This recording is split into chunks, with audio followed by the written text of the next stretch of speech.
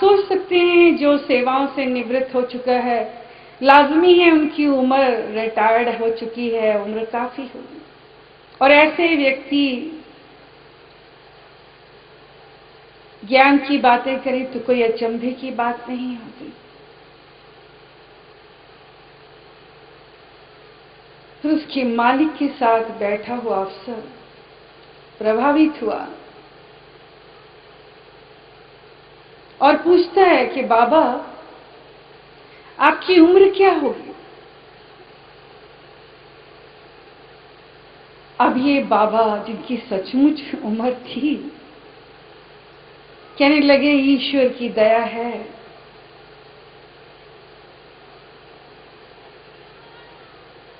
उसने जगाया, ये उसकी कृपा है। बस मेरी खालस उम्र तो 4 साल है, बस मेरी खालस उम्र तो 4 साल है। उस अफसर को बड़ा अजीब लगा ये जवाब। उसने सोचा कि अभी तक इतनी समझदारी की बातें कर रहा था, जो शख्स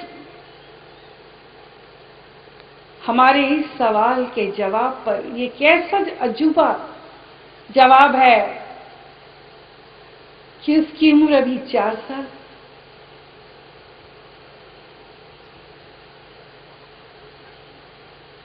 उसने कहा, बाबा बुरा मत मानिएगा, देखने में तो आप 70 साल से कम नहीं लगते। जहां तक मेरा अंदाजा है, देखने में आप 70 साल से कम नजर नहीं आ रहे। पर हैरत है, आप कह रहे हैं कि आपकी उम्र 4 वर्ष की। तब बाबा ने कहा कि साहब, आपका अंदाजा गलत नहीं है, मेरी उम्र सचमुच 70 साल की है। मैं 70 साल पार कर चुका, पर मैं उस उम्र को जाया ही मानता हूं, व्यर्थ गई, बेकार गई। जहां कमाया, खाया, पिया और बच्चों को पाला, ये तो पशु भी कर लेते हैं। बस 4 वर्ष से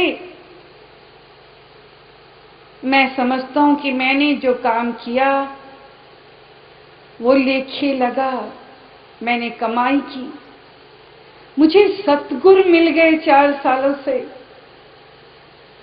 और 4 साल से गुरु की आज्ञा में रहकर भजन बंदगी कर रहा हूं, सेवा कर रहा हूं, उस आनंद के रस को महसूस कर रहा हूं।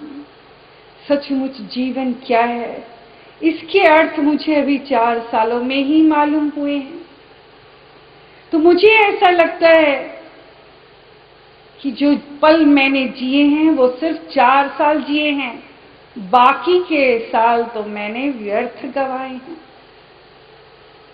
तो मेरी कमाई तो सिर्फ 4 साल की है, इसलिए मैं अपनी उम्र 4 साल ही मानता हूं।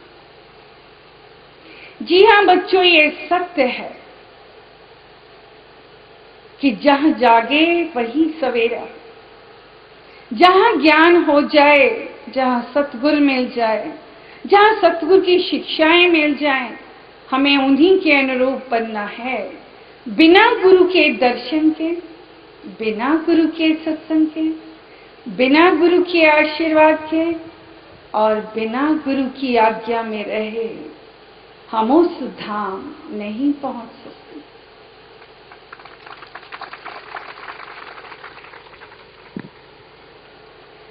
बच्चों, उस धाम पहुंचने के लिए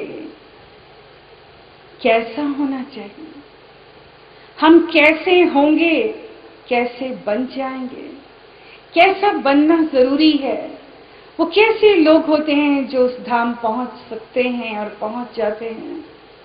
एक कथा के जरिए आज का प्रवचन का समापन होगा। कल कृष्ण जन्माष्टमी थी और आज भी शायद लोग कृष्ण को याद कर रहे हैं। हम स्वयं कृष्ण के पुजारन हैं, कृष्ण के ही आदर्शों पर चल रहे हैं।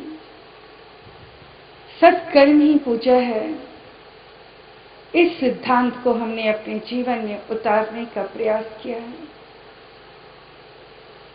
आज की ये कथा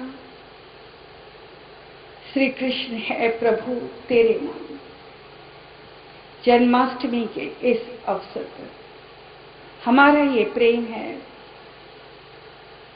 जन्माष्टमी के इस त्योहार पर अपनी श्रद्धा, अपना प्रेम तेरे नाम। तो बच्चों लीजिए, अब ये कथा सुनाने जा रहे हैं कि कैसे जीव हैं जिन्हें परमात्मा मिल जाता है। बच्चों ये सच है, वृंदावन और वृंदावन की गोपियां कान्हा से बेहद प्यार करती थी। एक ऐसा प्यार जिसकी गहराई को नापा नहीं जा सकता। बहुत सरल, बहुत सीधी, बहुत सच्चा प्रेम करने। ये भी सच है कि कान्हा ने भी ना सिर्फ प्रेम की बांसुरी बजाई, प्रेम का कण सारे वृंदावन में बिखेरा है। आज भी वृंदावन चले जाएं और सच्चे मन से ध्यान करें तो बांसुरी की आवाज सुनाई देती है।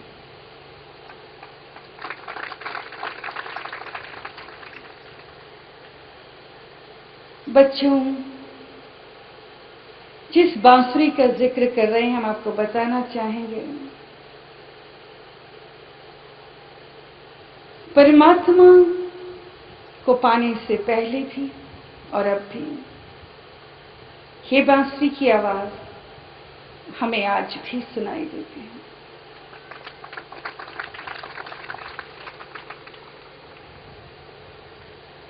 ये सच है कि कान्हा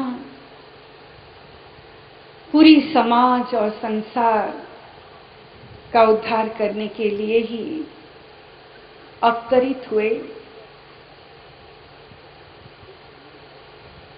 प्रेम का संदेश, प्रेम का रस उन्होंने बांसुरी के माध्यम से जन जन तक पहुंचाया। और यही सच है कि बांसुरी की आवाज जो सुनता मंत्र मुग्ध हो जाता।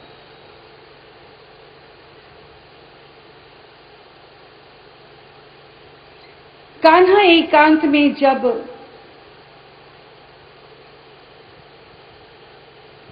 बांसुरी बजाते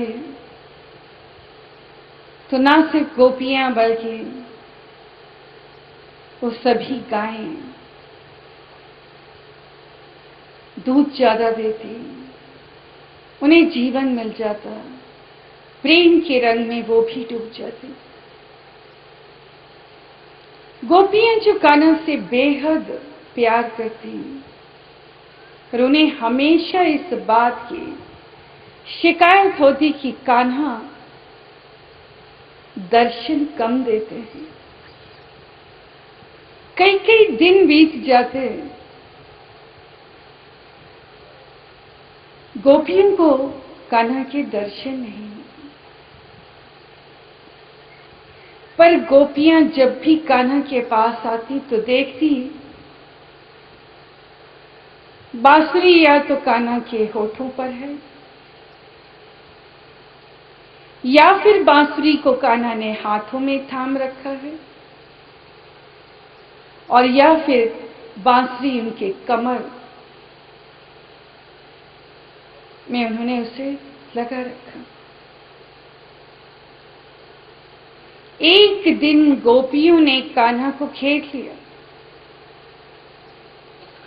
ये फैसला कर लिया कि आज कान्हा को पकड़कर हम अपने मन की बात कहेंगे और पूछेंगे। और वो दिन आ गया, सभी गोपियों ने कान्हा को पकड़ के खेल लिया और कहने लगी कि आज हमें बहुत से सवाल करने। कान्हा, आप हमसे प्रेम नहीं करते, आप इस बांसुरी से प्रेम करते हैं, वो बांसुरी जो हमेशा आपके साथ रहती है, और एक हम जो सचमुच आपसे इतनी श्रद्धा और प्रेम करते हैं, आप हमें दर्शन नहीं देते। कान्हा ने मधुर मुस्कान बिखेरी और कहा कि ये सच नहीं है।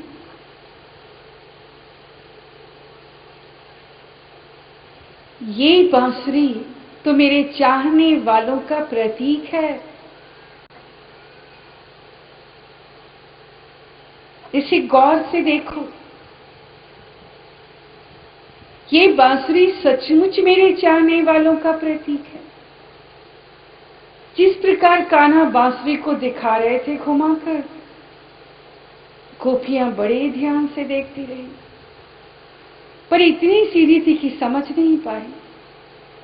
अंत में एक गोपी ने कहा, कान्हा, ये प्रतीक क्या होता है?